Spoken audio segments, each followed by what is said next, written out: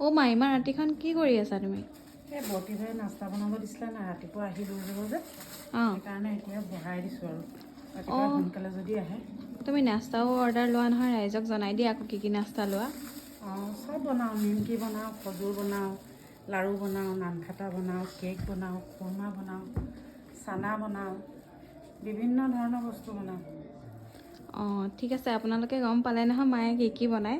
আপোনালোকে এই বস্তুখিনি অৰ্ডাৰ দিওঁ বুলি দিব পাৰে। যদি আপোনালোকক কণ্টেক্ট নাম্বাৰটো মই কণ্টেক্ট নাম্বাৰটো স্ক্ৰীণত দি দিম, আৰু মা ভাগৰ এটা ফেচবুকৰ একাউণ্টো আছে, ফেচবুকৰ একাউণ্টটো দিওঁ বুলিও দি দিব পাৰোঁ, নহ'লে আপোনালোকে মোক কণ্টেক্ট কৰোঁ বুলিও কৰিব পাৰে। এই নাস্তাখিনি ভালকৈ চাই লওকচোন।